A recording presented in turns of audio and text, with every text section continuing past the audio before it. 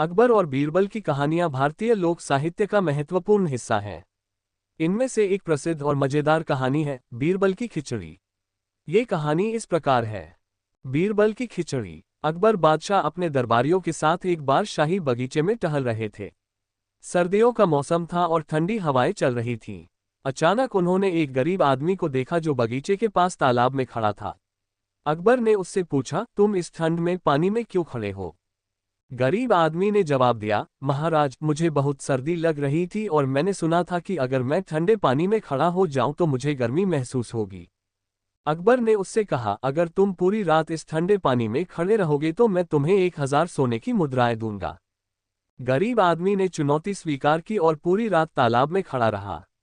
अगले दिन जब वह अकबर के दरबार में पहुंचा तो उसने अपने इनाम की मांग की। लेकिन अकबर के दरबारियों ने उसे इनाम देने से मना कर दिया और कहा कि उसने धोखा किया है क्योंकि उसने दूर जलते हुए दिए की गर्मी से रात बिताई है। बेचारा गरीब आदमी निराश हो गया और उसने बीरबल से मदद की गुहार लगाई। बीरबल ने उसकी बात सुनी और उसे भरोसा दिलाया कि न्याय मिलेगा। अगले दिन बीरबल दरबार में आए और घोषणा की कि वह अकबर के लिए खिचड़ी बना रहे हैं। अकबर और अन्य दरबारी बीरबल की खिचड़ी देखने के लिए एकत्र हुए। बीरबल ने खिचड़ी पकाने के लिए एक ऊंची जगह पर बर्तन रख दिया और नीचे आग जला दी। लेकिन बर्तन आग से काफी दूर था, जिससे खिचड़ी पक नहीं पा रही थी। अकबर ने हैरान होकर पूछा, बीरबल, खिचड़ी कैसे पकेगी जब बर्तन आग से इतनी दूर है? बीरबल ने जवाब दिया, महाराज, अगर गरीब आदमी ने। अकबर और बीरबल की मजेदार कहानी। 3 सवाल। एक दिन बादशाह अकबर ने अपने दरबार में उपस्थित सभी दरबारियों से 3 सवाल पूछे। संसार की सबसे प्यारी चीज क्या है? सबसे बड़ी सच्चाई क्या है? सबसे कठिन चीज क्या है? सभी दरबारी सोच में पड़ गए, लेकिन कोई भी सही उत्तर नहीं दे पाया। तब अकबर ने बीरबल की ओर देखा और कहा, बीरबल, क्या तुम इन सवालों का उत्तर दे सकते हो? बीरबल मुस्कुराए और बोले, जी जहांपनाह, बिल्कुल।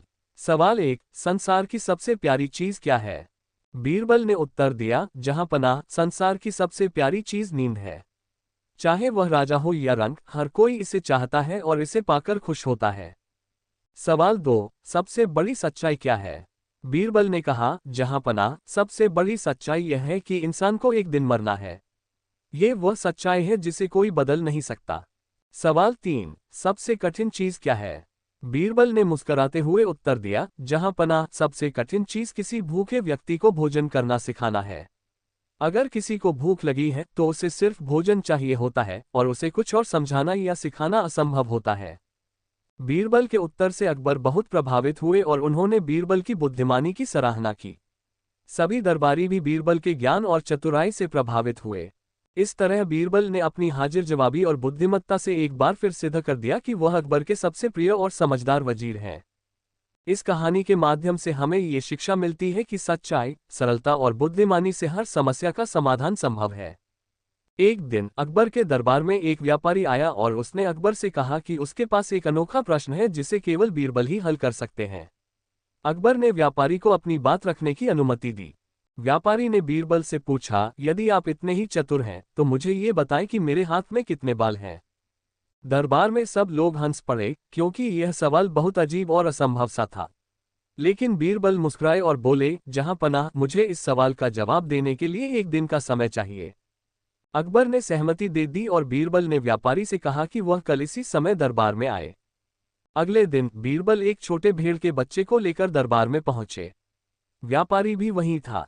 बीरबल ने भेड़ के बच्चे को व्यापारी के सामने खड़ा कर दिया और कहा, अब आप मुझे बताएं कि इस भेड़ के बच्चे के शरीर पर कितने बाल हैं? जितने बाल इस भेड़ के बच्चे के शरीर पर हैं, उतने ही बाल आपके हाथ में भी हैं। व्यापारी यह सुनकर हैरान रह गया और उसने हार मान ली। वह समझ गया कि बीरबल की बुद्धिमत्ता का कोई मुकाबला नहीं है। अकबर और दरबार के सभी लोग बीरबल की चतुराई से प्रभावित हुए और उन्होंने जोरदार तालियों से बीरबल का स्वागत किया। इस तरह बीरबल ने एक बार फिर अपनी हाजिर जवाबी और चतुराई से सभी को चकित कर दिया। शिक्षा। इस कहानी से हमें ये सीख मिलती है कि किसी भी समस्या का हल धैर्य, समझ और चतुराई से निकाला जा सकता है। बीरबल ने अपने ज्ञान और बुद्धिमानी से साबित कर दिया कि कोई भी सवाल असंभव नहीं होता, अगर हम सही दृष्टिकोण से सोचें।